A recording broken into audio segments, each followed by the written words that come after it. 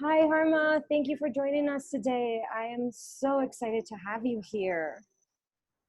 Thank you. Thanks for having me. This is Yeah. awesome. Oh, no, this is amazing. So, we have a little tradition here on the Journey Within. And before we start, I like to kind of let people just in a few words say, hey, this is me. This is what I'm doing. Before we dive into your childhood and all that good stuff. So, how would you Hey, best this is describe Harma. it? Sorry, I lost you. Can you hear me? I can hear you. Awesome. Hi, this is Harma. I am a real estate broker, have a large team in LA. I'm married, 18 years. Went through some difficult, challenging childhood, growing up in a different country and moved to the US. I'm never going back. And I had a car accident that has divided my life at age of 18, which I call it rebirth of my life. And there's a lot more. I'll let you start asking the questions. Oh man, you're so humble. I love how you downplay all of the achievements that you have, but that just speaks so big on your character and of who you are. Thank So you. one thing that I love to kind of ask people is, and obviously you just mentioned you grew up in a very different country. How did your cultural upbringing and your childhood differ from what you experience now living in the US and even what your kids experience now? It's actually sad because I don't think my kids will ever have the culture that I experienced. And things are much easier. Living in the United States, a lot of people don't realize we complain. When political things are happening, we get more divided. We don't realize other part of the world, they don't even get to participate in anything. But there is a culture that we don't have here. And that's one of the reasons I wrote the book, because I wanted them to know how I grew up. But there's a lot of things wrong about my culture too, so don't take me wrong. The woman don't have the rights to talk. Oldest man in the house has to get beat up and be the example, otherwise dad will get angry. Men pays for everything, so then they get to do whatever they want, and wives have to forgive them for their mistakes. Being gay, they will kill you if you come out, but it's okay if you get molested and no one talks about it. And I'm sure it's happening here, but I'm just talking about, so culturally, a lot of countries go through this, but I grew up with a rich, loving culture that you go to people's homes without calling them. They put whatever is in the fridge, they cook with you, they put it on a table, you dance, you play music, because there is no TV, there is no radio. You ask each other questions, you look at each other, you dive in. If someone passes or they're sick, everyone runs and to each other's homes. These are the things we don't have here. And and also obviously the technology has changed, but so I grew up with that. And I'm very glad, because I was born here, but I was 30 days old, moved there. And I am very grateful I saw the part of the world. That's why I love traveling. I've been to so many countries because I love to see how others have it and just come back and be grateful, because it's once you don't have it, you realize what you don't have. Once it's all given to you, you don't know that you don't know.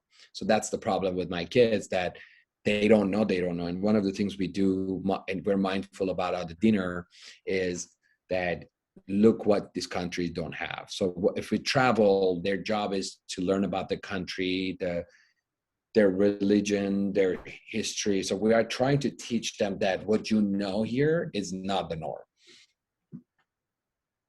It's so interesting that you're saying that, because that's something that came up for me a lot last year with everyone just kind of saying everything. I'm like, can you take a step out of the country for a second? And you don't even have to go that far. Just go into Mexico, go into El Salvador, go to Panama, go to Venezuela. There's a lot of countries that are not that far that don't even have the same rights. They can't even speak up and say, oh, hey, I don't agree with what my president's saying because they could easily get shot. And you can't, just speak out in public like we do. There's a lot more privilege that we have that I don't think, thank you, people are aware of. Or And going to grocery store, or the way we can go to grocery stores. The people don't work all day to just get the bread. And I'm talking about people that there are people here that they don't have that. And we need to be just grateful that there's a lot that I grew up, my dad, with all the toughness, he always taught me, you don't have anything next morning. No matter how rich he was, he made me make sure of it. Of course, the way he did it, I wouldn't ever do it, but he made sure that I feel like I don't have anything.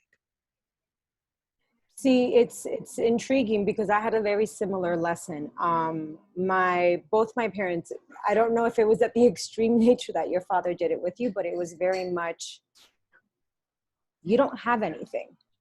All of this can be taken from you in a second.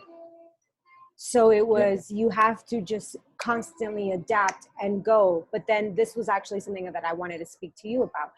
We're culturally engraved. And I feel like in the US it's a thing, but your culture takes it to the next level because hard work here isn't hard work there.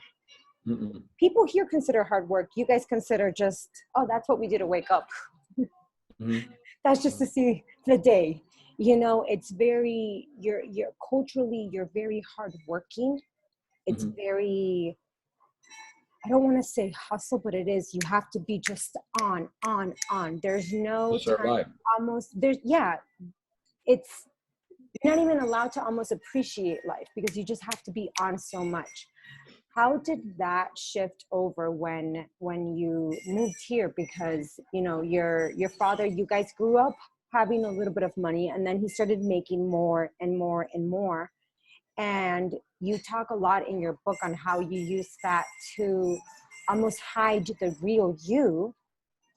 How did that kind of transform when you got here? You didn't have a lot, you actually had nothing, and then to the success that you have now. How has that all played out, that scarcity, Mm-hmm. that go mentality to allow yourself to slow down? So two things. One, you're right. My dad had it, and then he controlled with what he had, and that's I got the taste of what it feels like to eat what you want and have people around you to tell you, "Oh my God, you're so awesome," and because you have it, and that's what happens. Then I had my accident. I lost all my friends and people because they were not able to benefit from me, and then moved here, made a decision to never go back. So he cut me off from financially. I just knew I'm going to do something. I just didn't know how I'm going to get there. That I knew in my gut. So if you don't feel it, it's unlikely going to get anywhere. So if you don't feel I do meditate in the mornings a lot, and there is something I listen over and over. It's like, I don't know what you believe in, whatever your gut, your gut is a religion. You got to find a way to put the dots together to go somewhere. You can't jump over dots. So you have to connect them. And that's something internally I had. I knew it's going to go somewhere, but I had no idea where that is, how big it is. But I will say that what I learned in Iran and everything that I learned from people over there, here, I think a lot of people work hard, but they're not necessarily smart. And especially in LA, you don't have to do a lot to get somewhere. You just have to do it. And people don't want to do it. What I notice around me, which is one of the reasons I don't hire these people when they apply for the position, first thing I look for, entitlement. How soon will I have it? And how about my rights? And when you approach it with my rights, I think your rights comes when you earn it. So when people say my right for it, so it helped me because I just like, okay, forget about my rights, forget about no's, forget about all the slaps I'm going to get in between. I'm just going to go. And then, and one day someone told and analyzed me and shared with me, and I was like, wow, you make sense. I dig a hole, I jump in it, I jump out, and I dig a hole, and it's pretty big holes, and everybody's like, you're crazy, what you're doing. And then I jump in and jump out, and then next thing I look back, I'm like, bunch of holes behind me, and I'm ahead. And there's like a friend of mine that I can mention, and he's still looking, he's like, I don't want to get muddy, or I don't want to jump in that hole. I actually don't want to dig in. Why would I go through that hole? And like, well, I don't know where I'm going through it, but I feel like if I do it, I'm going somewhere.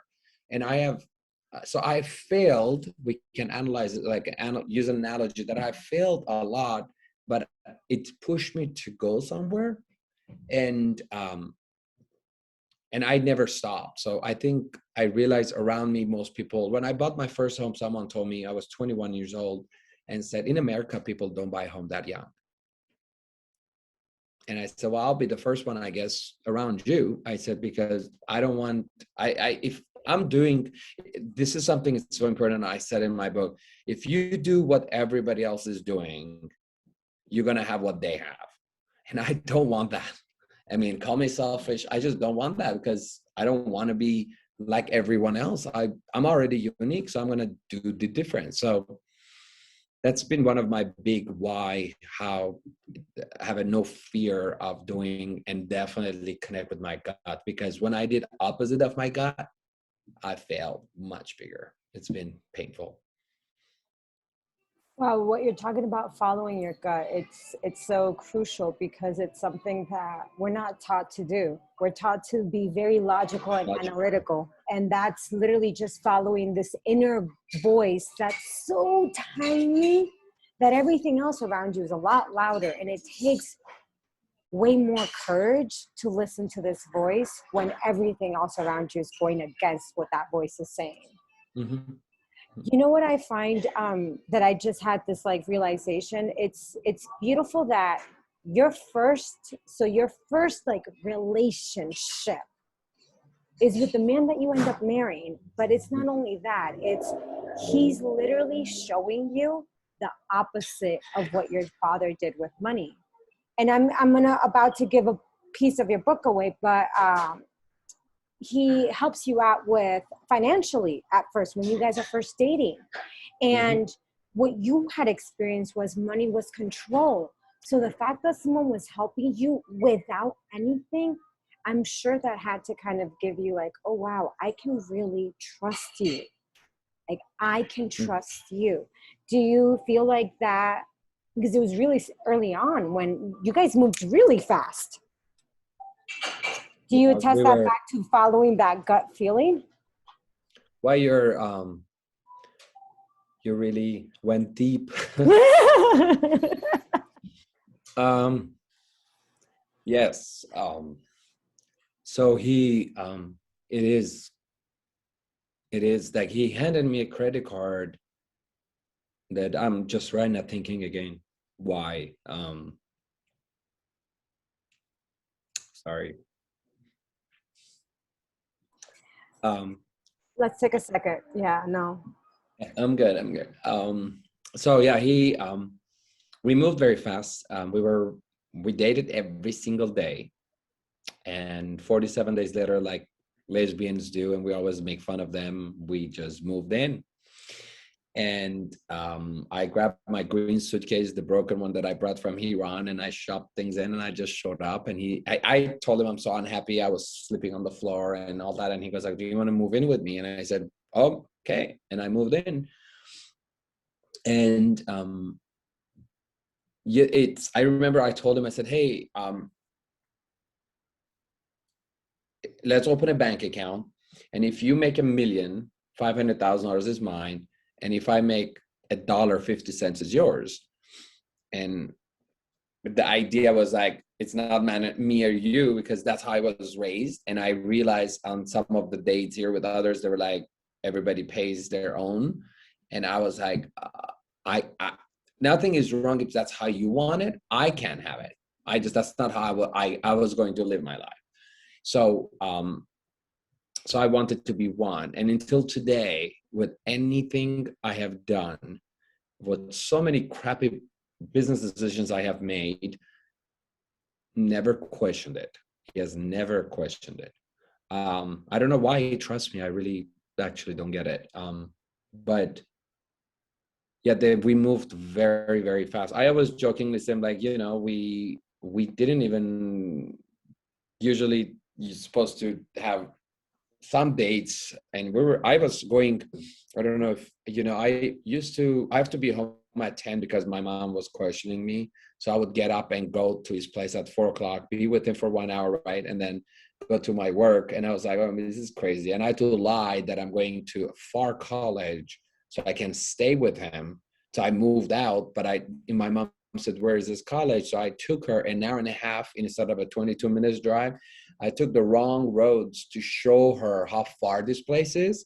That's why I need to live there. And so I was determined to move in. And definitely, I'll tell you something, 21 years old and 23 years old moving together, gay man. I mean, that's difficult. You haven't even seen anything. And now you live together. It's like, oh my God, we went through lots of ups and downs. But obviously, we had something that has been 18 years. I am so impressed by the evolving of your relationship, just because it shows when you're really committed and you're coming from a place of love, what can happen. And yeah, that was one thing that really stood out for me. And I was like, wow, I know that for a lot of people, that's like, okay, that's whatever. But just reading with everything going on in both of your dynamics, to me, that was like, I'm literally taking everything off my back and I'm giving it to you. And it was just like, wow. Yeah. So no, that's Thank so you. beautiful. So, so beautiful. But that it was that gut. Was it that gut that just initially was just like, this is it, that you just kept? Yeah, I just it was like something innocent about him that was connecting with me because he was not my type Because you at all. mentioned that a lot in your book, Yeah, you were I'm coming in I for moved. something totally different. Yeah, I moved to the U.S. I'm gonna get a blonde, blue eyes, hot guy, and I don't know, from Texas. I don't know what I was thinking, but definitely right now, like that's not even my type, even right now. Like, what right Yeah. then I was like, that will be my. I'm gonna run away from my culture.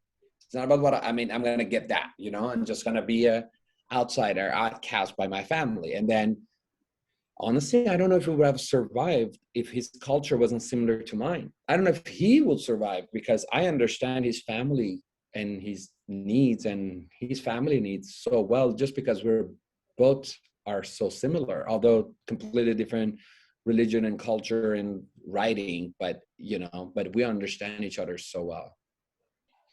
That was a thing that it's like that I often talk to people about this, because I'll try to say something, and my friends that are from the US, they don't get it. I'm like, it's just like, I still, to this day, I'm 30 years old, but if my mom's calling me, I can't yell what. I have to get up. Yes, Mhm. mom, what did you want? And to a lot of my friends are like, why are you doing that? She's in your house. And I'm like, it's a respect thing. This is the woman that gave birth to me. I Yeah, can't just yell. You want her to pull my ear? yeah, exactly. So I feel like when you can connect on that cultural level, it does change things a lot more. Um, how do you feel like your darkest moments were able to almost show you your brightest moments? Because I do feel like you need to experience one extreme to appreciate the other. Would you agree or disagree? How did my darkest moment um Influence like your brightest moments. it's like a have you ever had a cheese that had mold on it, or you sit in the fridge that you kept that cheese long time and it's like blue mold on it? It's like then you're just never gonna touch. I mean, yeah. And then next thing you know, it's like I'm always buying fresh cheese, but you can't think like that until you see the mold. It's like you can't have a appreciation for something if you haven't seen anything dark about it. I honestly think if someone, I'm so proud of that, my book now, I'm so proud of what I have now because it went through hell to get here. And so I work very hard to keep it. It's so, I don't think you will work hard, you will appreciate it, you will smile about it if you didn't gone through all of the challenges, setbacks. And I think it just becomes sweeter, you know, it becomes much more flavorful when it's gone through some stuff. Because how can you measure success? You know, success. If my dad said, Harma Real Estate is yours, here you go, 500 agent. And I'll go out there and write a book. I have a Harma Real Estate and I do this. It's like, I don't know. That's it, to me. How do you measure? To me, it would be like, okay, your dad handed to you, and there's so many, and there's nothing wrong if you have that privilege. Good for you. Your life is gonna be a little bit easier, but I get to write about it. Something that through bad gave me this, and the truth is, like, I feel a lot of people have gone through bad stuff, and they just don't get to talk about it. No, I agree. And I think that's when you're able to look at all the darkness and almost think it, then you're able to actually let it go.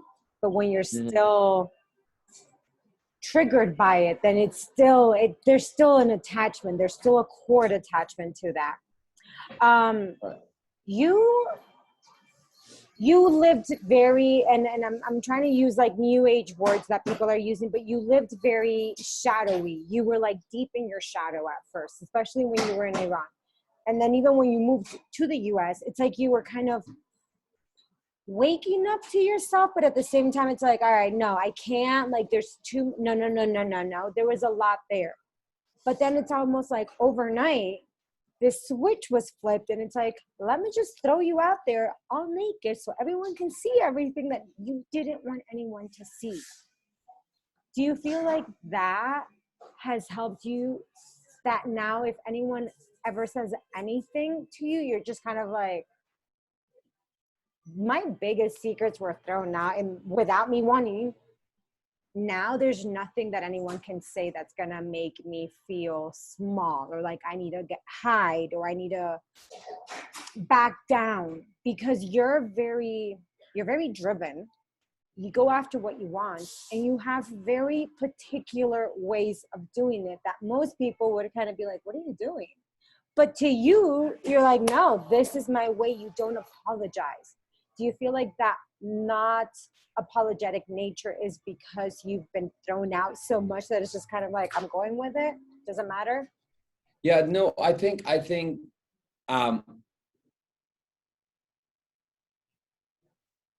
I do not give comments or talk about something if I'm not asked or I don't have permission. It's because I don't want to apologize. So if you don't ask me, what do you think of my hair? I'm not gonna get comment on that. If you don't say, what do you think of my videos?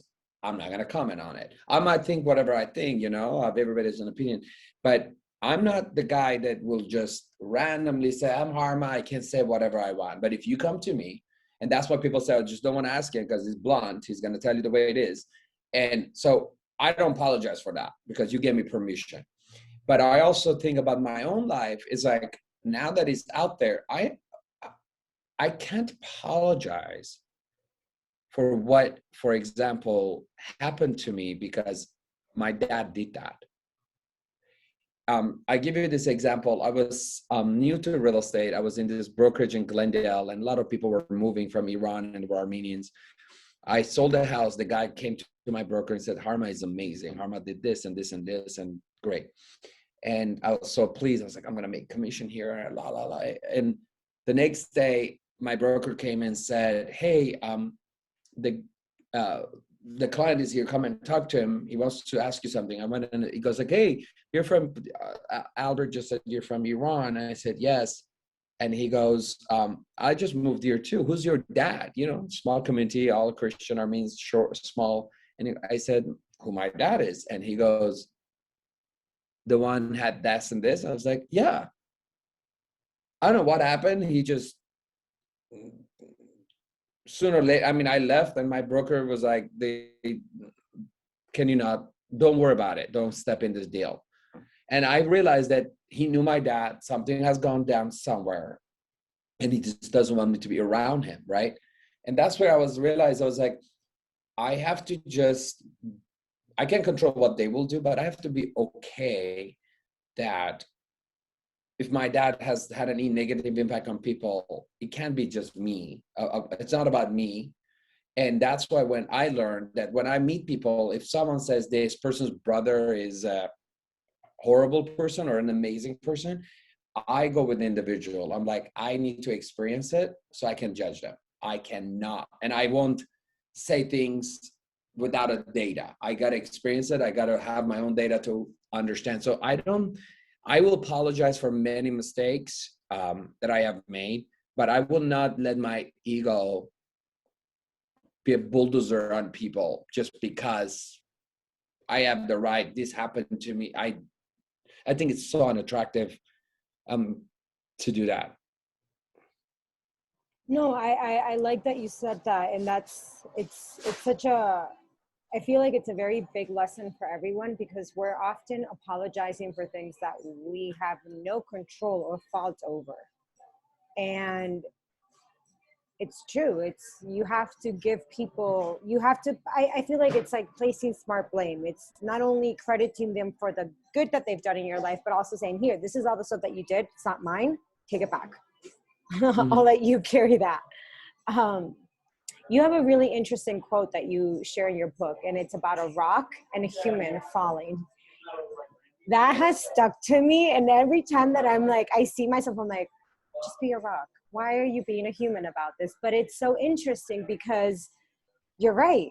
You mentioned that a rock and a human, they're falling. The rock knows that it's going to fall and it's just falling. A human's trying to kick and scream thinking it's going to change. But the reality is you're still going to fall.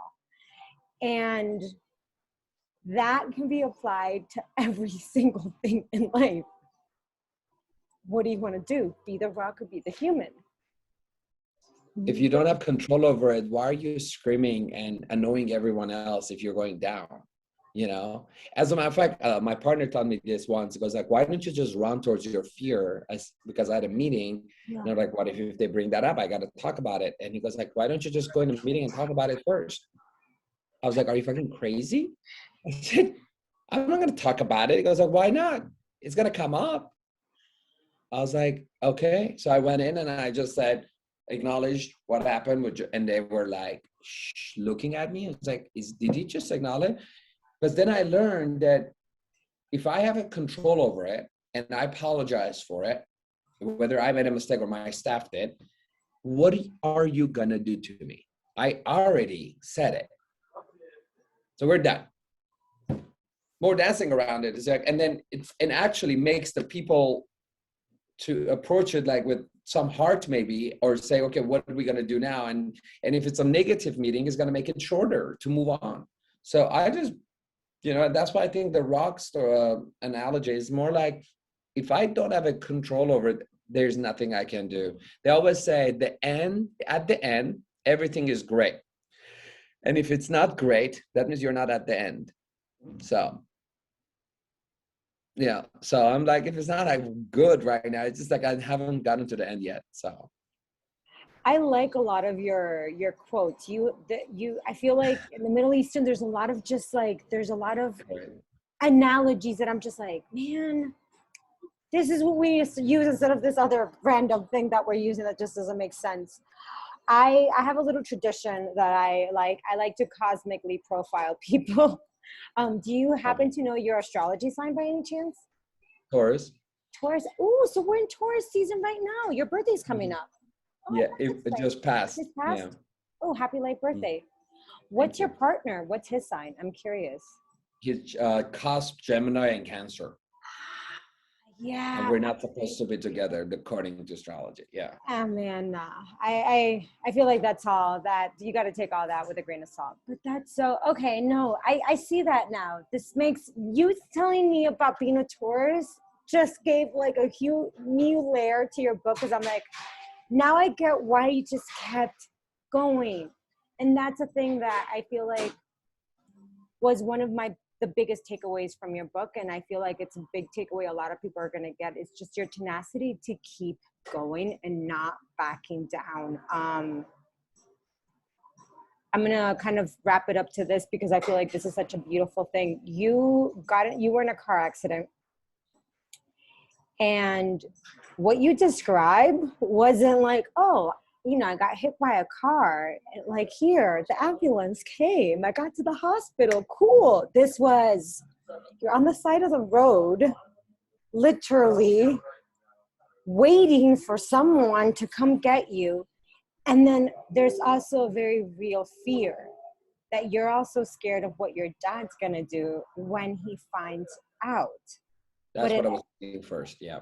That was like your biggest thing. You weren't worried about, can I walk? Am I going to be okay? It was, what is my dad going to do to me? And you left Iran and you were kind of like, all right, Dad, you have no control over me anymore. And you essentially took in your family. But you were still giving your mom her place by, and a lot of people would have turned into, well, hey, I'm taking care of you. I support you. But you didn't. You still were very, you're you, the person that you are. Harma comes out so much. And that's something that I think it speaks very highly of you and of the person that you are. But what, other than, you know, the little shiny carrot that your dad gave you to motivate you to walk, how did you deal with 9 months of being stuck on a bed? How did you deal with that? What did you tell yourself? How did you, better yet, what would you tell someone that's going through something like that right now? For me was America, because I knew if I walk, I can come here for a short period of time vacation. So I was like, because I knew if I don't walk, who's gonna take me, Mom? And she's not allowed to leave. So I had I had to be solo on my feet and come. So the power around me helped me to get up. And that's what the name of the book came very naturally after. Obviously, I went through hell to find the name, and my partner was like, why not throw all of them away and pick getting back up? I'm like, are you serious, man? I worked 6 months on this name and you just came up over like 30 seconds. Like, he's just annoyingly good. But yeah, and I just wanted to leave. I just felt I lost everything. How bad can it be if I go somewhere else? Because if I stayed, I had to start all over again without being able to be a dancer and gymnast. I lost my identity, right? I lost who I was. So I was like, I can't go back. Oh my God, just thinking about it. Can you imagine if I just stayed and I was the same Harma?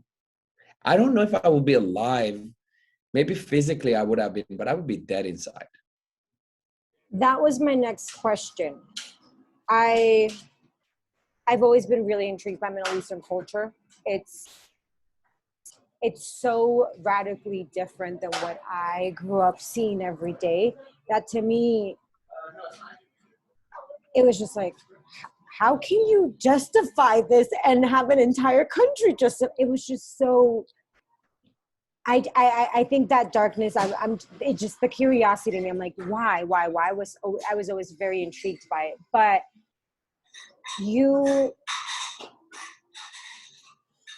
I'm like trying to formulate this because it's, as you were speaking, it came to me. It's like, there's something that you mentioned in the book towards the end, and you're like, when someone asks you are on a date, what do you want? And you're like, I want to get married and have kids and continue to see you on the side. And what you said to me, that was literally what you would have done if you would have stayed in Iran. You wouldn't have been able to be free and be you. Do you know why? Why you would? I didn't know that I didn't know. Once you get exposed to something that you didn't know, you change in everything. You only change when you find out about it. You don't change when you don't know. The only thing changes in your body is your cells that you have no control over it. But even that, you get to see, oh, my eyes are not the same. my lips changed, my hair grew, my tummy's getting bigger, or I'm getting taller, whatever that is. You don't even have control over that. But everything else in life, we're born to it, right? Andrea was your name that was given to you, mom or dad. Mom, I think. You Yeah. didn't pick that, Yeah. right? You didn't come out and just say, name me Andrea. You didn't say, raise me whatever religion you were raised in. You didn't say, I want to be Colombian. You didn't say, pick my language. You didn't say, I want to respect my mom, teach me how to do that. You're told. Then you get to 18, 19 in America, because in other countries, you have no rights. It doesn't matter how old you are. But then you're like, okay, go. You get to decide what you want. What the hell are you going to decide when you've been programmed everything around you? So at the age of 18, I get a car accident, and I don't know that you can be a man and marry a man. What? I was so uncomfortable until even my book, we don't call each other husband. You actually will not see me and my husband hold hands, just FYI. Really? No, Wait. you will not see us. So this is actually a question that I wanted to ask. Is it still, I mean, you've been together 18 years, you have kids, obviously you're out, but are there still like, is there still like a voice that tells you this isn't okay, even though you know it's okay? Like, just because it's been engraved in you for so long, you can't fight. Yeah, this has been 18 years, but it's, we talk about intergenerational trauma. This has been embedded into your cells for generations. Mhm. It's literally that. You're programmed to think a certain way. Are there still certain things? And I asked because you mentioned the hand holding. Yeah, we will go out with dinner with our kids. We live in a bubble. We live in Hollywood Hills and LA. It's but I often say, let's get a big car, and not SUV, RVs. RVs, Yeah. and go through the country.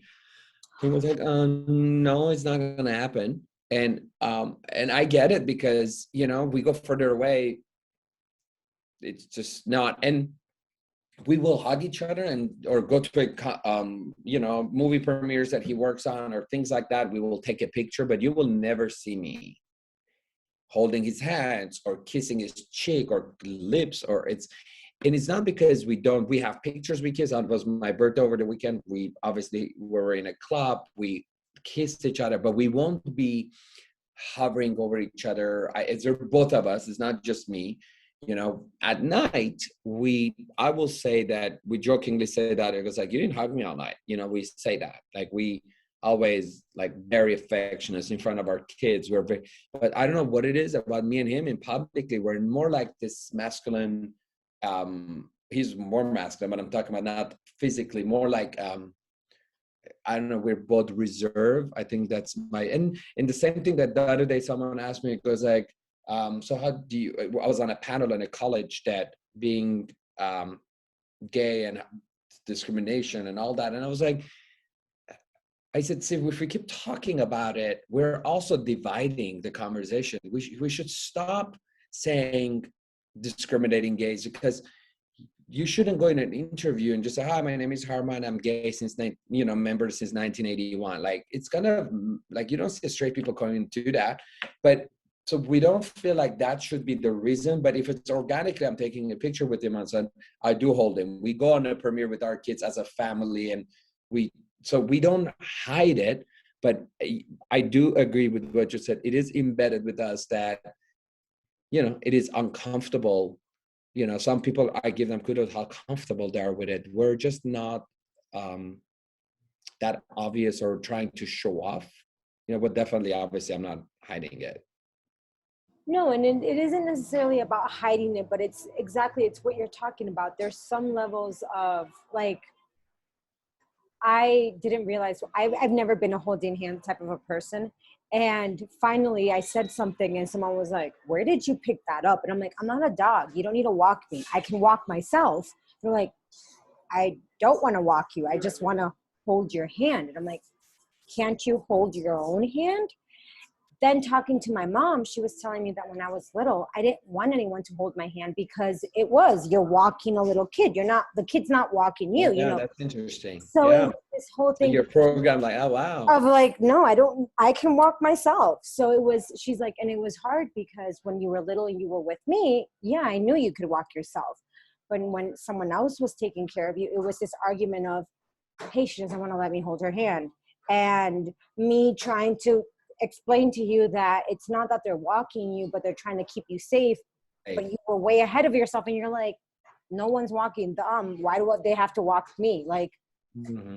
so it was this interesting thing. So it is a lot of how we are conditioned and what we Absolutely. experienced growing up. So I wanted to ask because I feel like that's something, it was a conversation I was having with a friend the other day. He was like, I feel like, especially now with the newer generation, I have to almost fit into a certain box to qualify as gay. And he's like if I'm not flamboyant, then that means I'm not. And I'm like, wow, I had never even thought about that. And it was like the flip side of how some people can be so comfortable, and not that it makes you uncomfortable, but now you feel like you need to do that in order to be out, and like just how society perceives everything. So Correct. it's interesting.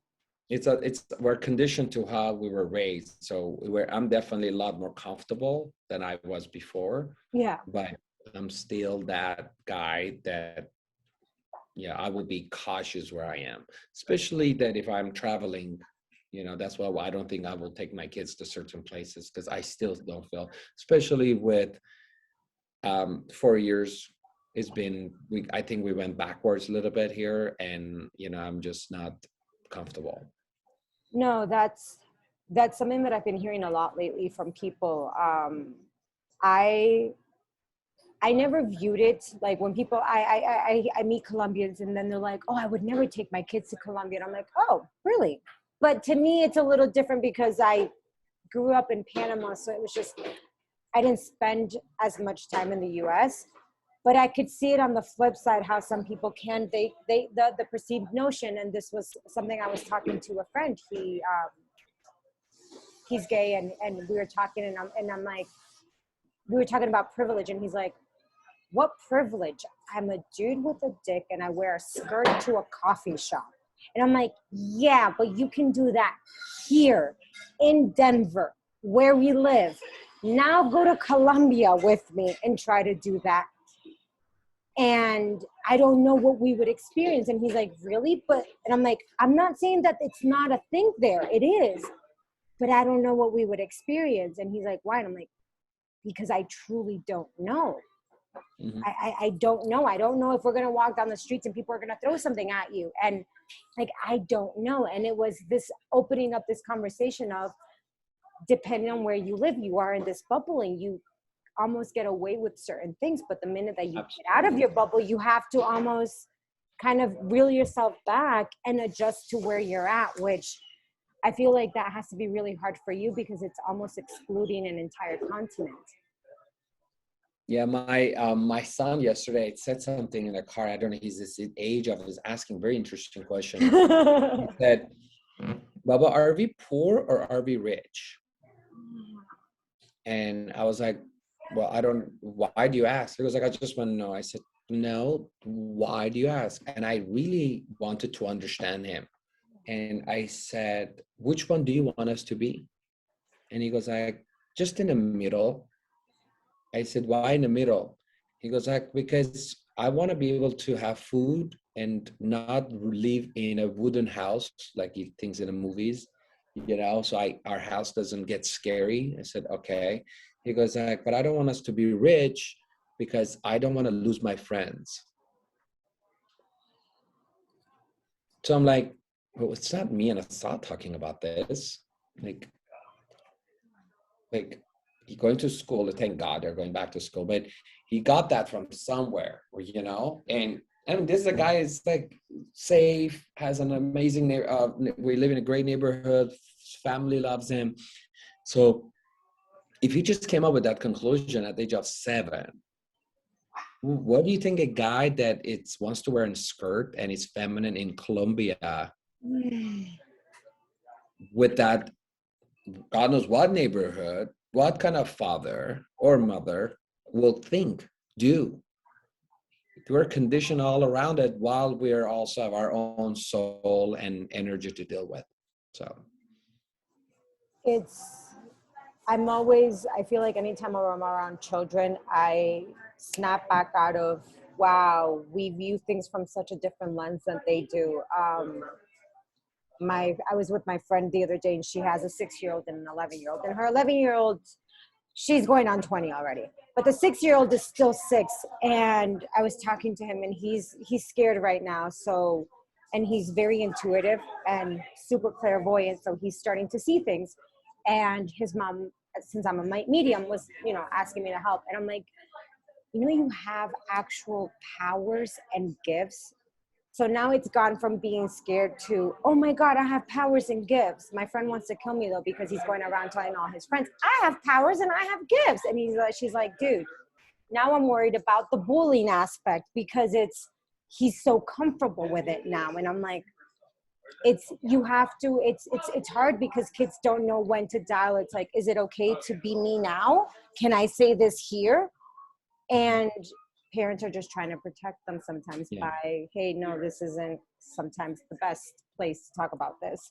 So it's hard. And I feel like it has to be even more difficult, because you both have an underlying theme, and it